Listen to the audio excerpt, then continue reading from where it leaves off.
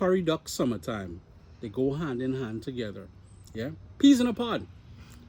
Because during the summer months, I love making curry duck outside. Now, mind you, I have done it in the winter as well too, when it's minus 40 degrees Celsius in my garage out there. Chris here from CaribbeanPod.com. These are my tips, and let's be clear, it's for the home chef, the person who is just getting started in making. They want to make a curry duck, but they don't know where to start, or these sort of rules to follow. These are my tips for making the perfect curry duck for beginners. Now, who am I? I am Uncle Chris. I've been sharing recipes online for about 17 years now. I've been featured as a head judge, as a regular judge. I don't even know what that means, but many of the prominent curry duck competitions here in Canada. And I have about 5 different curry duck recipes on CaribbeanPod.com. These are my tips, as I said, for the beginner who wants to get into making curry duck, but you just need some more guidance. So I really hope you enjoy this. If you have any sort of comments or questions or anything, drop it down below. All right, let's jump into things. I would recommend getting your butcher to chop that duck up for you. Besides the fact it will ruin your good chef's knives if you don't have a really good cleaver. Besides that, even if with a good cleaver, chances are the bones will break up and you'll get fragments, sort of shards. So season and marinate for 6 hours at least. Overnight, even better. And what I like doing in this version here, and again, this is designed for the home cook or the home chef, right? I would say get what's called goat and duck curry and add it to the seasoning process. Step 2. Start with garlic and onion in vegetable oil, and you want a high heat. You're searing, and this is going to go quick. We don't want to burn the garlic, but we want that high heat because we're trying to develop that base of flavor. And if you'll notice, my garlic is only smashed. I like it like that, simply because if you crush it, it will dissipate, it will disappear. Later on, as you eat this curry duck, you will get little pieces. It's going to be like a little prize waiting for you of that garlic. Step 3, we got cumin seeds and curry powder. And what we want to do is to fry it. Don't say burn. If you burn this, if you've ever had burnt curry, it's very foul tasting. So you want to sort of fry or toast it to sort of bloom all of the spices which makes up a good curry powder. And for the home chef, listen, it's okay to buy the stuff from the grocery store, from the spice makers, okay? The curry powder, the duck and goat curry, all those different things, it's okay. Once the curry goes a bit darker, that's an indicator to add water. We're gonna hit that a good stir, scraping the bottom just to pick up the fond. And the whole idea here now is to cook out the rawness of the curry. But I have one ingredient I like adding in here. This step, I like adding some chopped tomato in there. And that's going to help me develop a good gravy later on. Now, it also helps with the acidity, with balancing the acidity of the entire dish.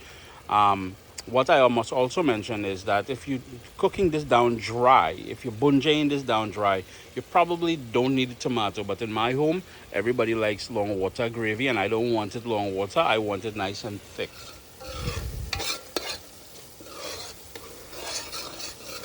You're now looking for the oils that we started with. Notice all the oil on the top there. And secondly, once you pass your spoon in there, notice that separation that's happening, and nice and thick.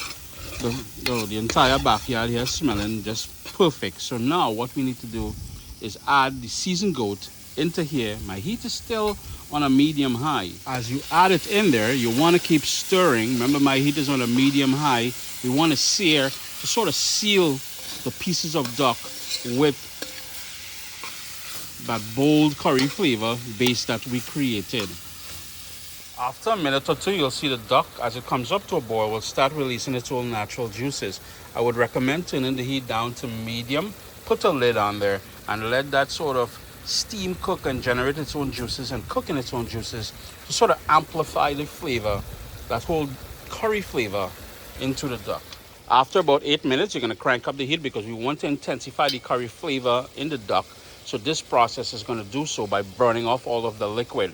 Over here in the same bowl where we marinated the duck, I put my braising water, swish it around to pick up all of that remaining marinade. And you can see the oils that we started with there. And remember, I removed most of the fat and skin from my duck because I don't want it overly oily, right? But here's the thing. This is perfect now. What we're going to do is add the braising liquid to that. I'm going to get quite a bit more water in there, and I'm going to bring it up maybe about an inch or so above the level of the duck. And we're going to, on a rolling boil, you're going to cook that until it's tender. An hour and 20 minutes, and I've added more water. You got to continuously add water to it. We're going to give that another 15 minutes, and we're going to taste and adjust the salt. And we'll also taste the tenderness to make sure it's getting tender. If it needs cooking longer, we will proceed accordingly by adding some more liquid in here. I know some of you wondering, well, Chris, what if we add chicken stock or beef stock or any? No, don't come with that nonsense. We're doing curry duck. Curry duck means water and or coconut milk, but we're not going to coconut milk this route. So you'll see the result of adding that tomato. Nice thick gravy. It is nice and tender now to my liking. The salt is perfect. So here is where I'd recommend finishing. Yeah, we're finishing with a bang as well. So what I have there is some scallions, some more scotch bonnet pepper, a bit of parsley, and of course bandania or culantro. Some of you call it shadow benny. Yeah, give that a stir, and of course you can add some anchor masala near the end. The whole idea is to finish strong, just as how we started. Yeah, Uncle Chris here saying I hope you enjoyed this video. Wonderful tips for the home cook, how to make a best curry duck at home. It's getting dark, so I'm going inside now. Remember, finish strong. All right.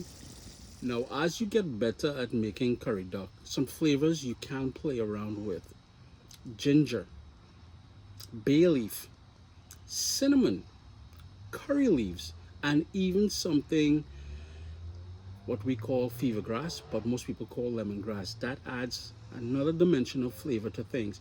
Now, if you want, and you want to add some coconut milk while it's braising, if you want to add some rum, I've even, on my website, I have about 5 different curry duck recipes, from the oven to the traditional coal pot to the stovetop to all these different curry duck recipes. One of my favorite, by the way, using beer, a lager, in braising that duck.